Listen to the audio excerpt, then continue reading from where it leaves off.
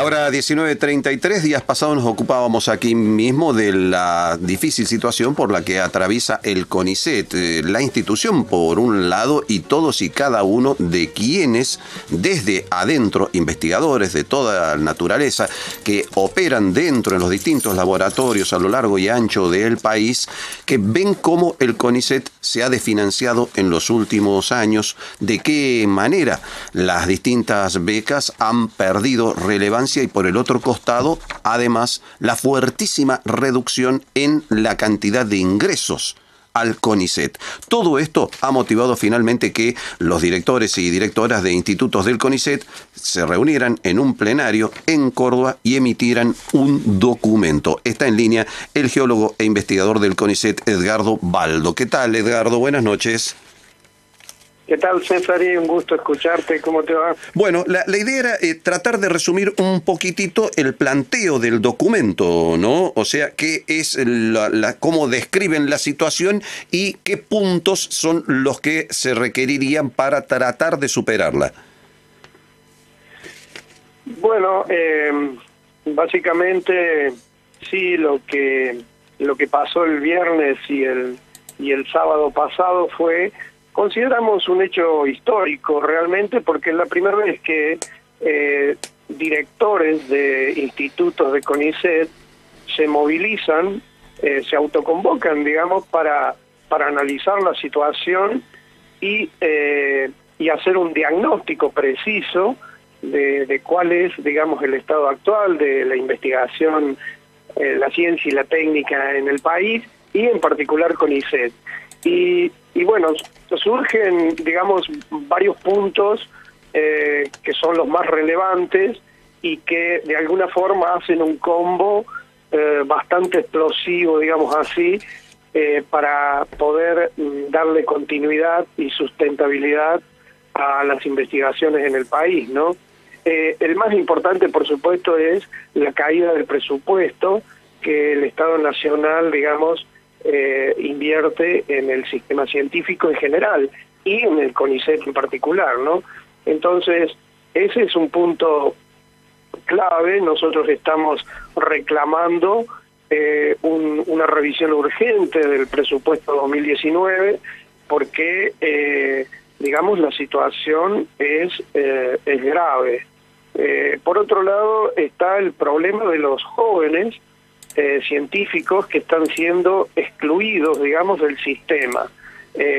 Hoy en día, digamos, hay un cupo de ingreso que es insuficiente, claramente insuficiente, para cubrir la demanda que el sistema tiene, es decir, los distintos grupos de investigación, digamos, tienen que seguir incorporando nuevos investigadores dedicados a nuevas líneas de investigación, los institutos tienen que seguir creciendo y la distribución regional de investigadores, digamos, también tienen que seguir ocupando lugares de vacancia.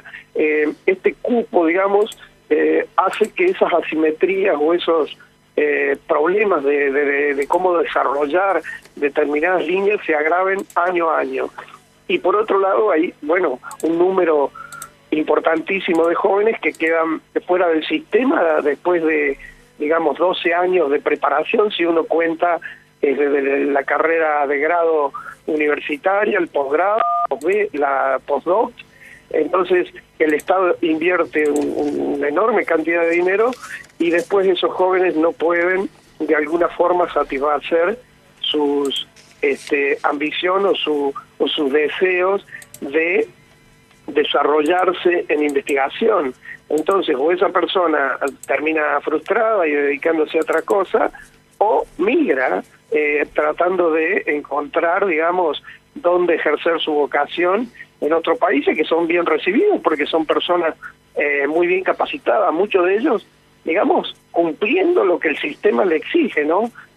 La preparación y la capacitación a tiempo, empezar a producir trabajos científicos en revistas de primer nivel, es decir, todo eso, digamos, la mayoría de los jóvenes lo cumplen. Lo que pasa es que ahora no hay manera de cómo contenerlos y eso hace de que el sistema se esté deteriorando en cuanto a lo que es recursos humanos, ¿no? Y después hay otra serie de cosas que también reclamamos, como, bueno, cuestiones que tienen que ver más con la institución, ya del CONICET en particular, que también se ha degradado, porque hay miembros del directorio que son electos por los pares, es decir, los mismos investigadores seleccionan a los investigadores que van a participar en su directorio, y bueno, y esos investigadores no son nombrados, se demora su nombramiento, es decir, ya hace más de un año que se han llevado a cabo las elecciones y aún no están cubriendo. ¿Y quiénes manejan el CONICET hoy entonces? O sea, si el directorio no está totalmente integrado, o sea, ¿cuántos están manejando No, el directorio está integrado. Lo que pasa es que hay que reemplazar miembros que ya cumplieron su mandato. Está bien, pero, por los nuevos. Pero esos miembros que ya cumplieron su mandato, ¿siguen en actividad? ¿Tienen mandato prorrogado? Sí. No, siguen con mandatos prorrogados algunos, sí. Y bueno, pero los miembros que ya han sido electos, digamos, tienen que... Pero por eso es absolutamente irregular. Si hay miembros con mandato cumplido y hay miembros electos que deben reemplazarlos, es medio difícil entender por qué no se cumple con el trámite, ¿no?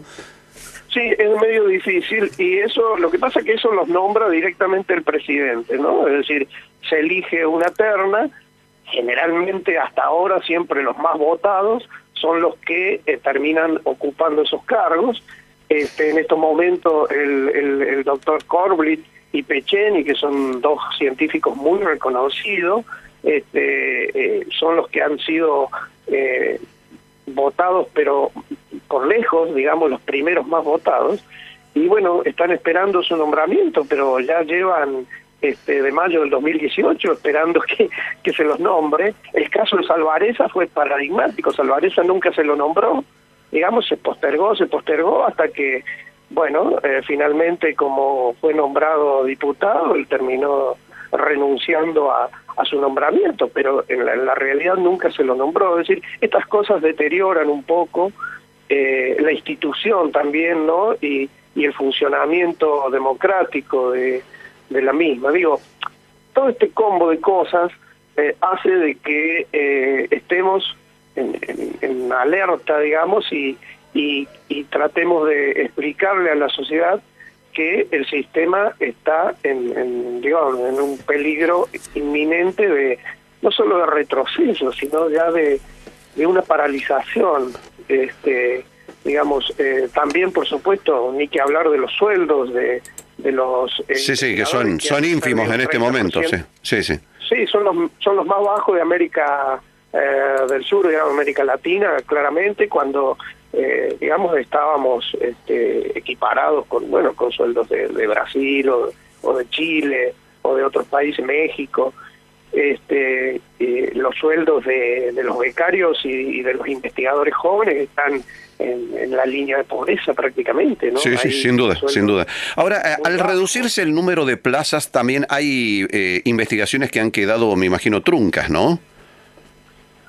Claro, ese es justamente lo que vos decís, porque generalmente los grupos de investigación van creciendo asignándole líneas específicas a uno o dos investigadores jóvenes, digamos, que hacen sus tesis doctorales. Entonces ahí comienzan a desarrollar líneas de investigación. Si ese investigador joven no ingresa, esa línea prácticamente se trunca, digamos, y bueno, esos grupos de investigación ven reducidas sus posibilidades de seguir avanzando en la disciplina a la que se dediquen, ¿no?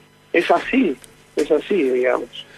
Ahora, este documento, digamos que es que ustedes tienen una carilla, más o menos el documento que se distribuyó, pero me dijeron sotto voce, información extraoficial, que había otro documento en danza que era mucho más extenso y aún más crítico. ¿Existe ese otro documento? Sí, existe. Lo estamos terminando de elaborar. Es un documento que tiene varias páginas, alrededor de 10, donde no solo hacemos una descripción muy detallada de todos los puntos que consideramos críticos, sino que además mostramos datos concretos, con tablas, con información, digamos, que apoyan lo que allí estamos diciendo, ¿no? Sí, ese documento extenso, digamos, va a salir en una semana, algo así, porque, bueno, después del plenario, digamos, hemos trabajado en comisión, cada comisión, se hicieron 5 comisiones de trabajo y cada uno avanzó sobre un aspecto, entonces ahora tenemos que, recuperar todos esos aportes, volcarlo a este primer documento borrador que teníamos y darlo a la luz. También te adelanto que va a salir una carta al presidente de la Nación, digamos, haciendo reclamos bien concretos y los más urgentes, básicamente lo que decimos en esta gacetilla de prensa, pero también ya directamente dirigida al presidente de la Nación para ponerlo en sobreaviso de